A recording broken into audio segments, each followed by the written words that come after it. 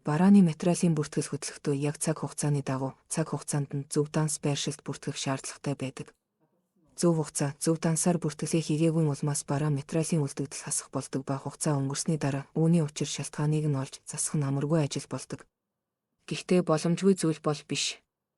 Учир нь бараа материалын бүртгэл хөтлөхдөө програмтай байна уу, програмгүй байна уу, Excel дээр эсвэл гараарч нэмэх хасах үйлдэл хийгээд үлдэгдлийг тооцож болно.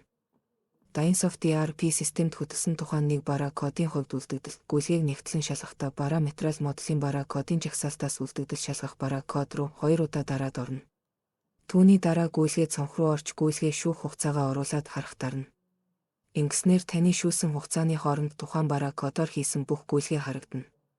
Тухайн шүүсэн хугацааны хувьд эхний үлдэгдэл, орлого, зарлага, эцсийн үлдэгдлийг гүйцэтгэх бүрээр жагсаалтаар харуулна.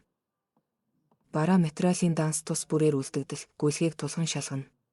Үлдэгдэл хасах болсон бол тухайн дансны хувьд гүйцэтгэлнүүдийг нэгтлэнэ. Гүйцэтгэхний огног буруу оруулсан, жишээлбэл худалдан авалтын хугацааг хойгуур оруулсан, эсвэл зарлагын бүртгэлийн хугацааг өмнөөр оруулсан, аль эсвэл зарлага, орлогын баримт дээр тоо хэмжээгээ алдснаас үлдэгдэл хасах үүсч болно. Эдгээр шалтгаанаас гадна эхний үлдэгдэл буруу оруулсан байх магадлалтай. Эхний үлдэгдэл болон худалдан авалт зөв бол борлуулалт зөв хийгдсэн эсхийг шалгана. Алдаатай бүртгэлээ олсон бол дээр нь дарж тухайн бүртгэл рүү ороод засварлана. Хэрвээ тухайн бараа материал нь өөр нэг бүтээгдэхүүний түүхийн эд материал болж орц нормд ордог бөгөөд тухайн орц нормыг буруу оруулсан, тухайн буруу орц нормоор автомат зарлага үүсгэсэн бол мөн үлдэгдэл буруу болоход нөлөөлнө. Орц нормоорх зарлагыг хянахдаа тайлан үйлдвэрлэл материалын зарлагын хяналт тайлангаас хянаж, буруу бол үйлдвэрлэл стандарт орц цонхноос засах боломжтой. Уг тайлангаар шалгахад тухайн материал орсон бэлэн бүтээгдэхүүний борлуулсан тоон зөрүүтэй харагдаж байвал тухайн барааг дахин өөр барааны орц норм хэсэгт тохируулсан байна гэсэн үг. Өөрөөр хэлбэл давхар дамжсан орцонд тохируулсан гэсэн үг.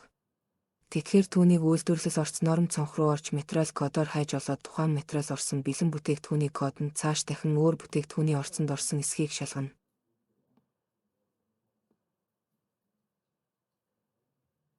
Уг тохируулсан хэмжээг буруу тохируулсан байх магадлалтай учир шалгаад буруу байвал засаад хадгална.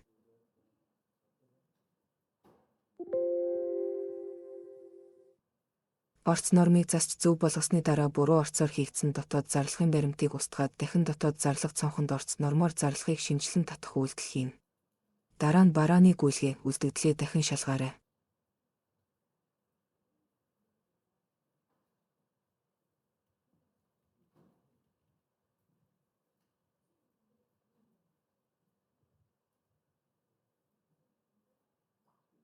Одоо ороод боломжгүй байна. Эндээс нэмэлт юм хийж байна. Тэгээ энэ дээр яг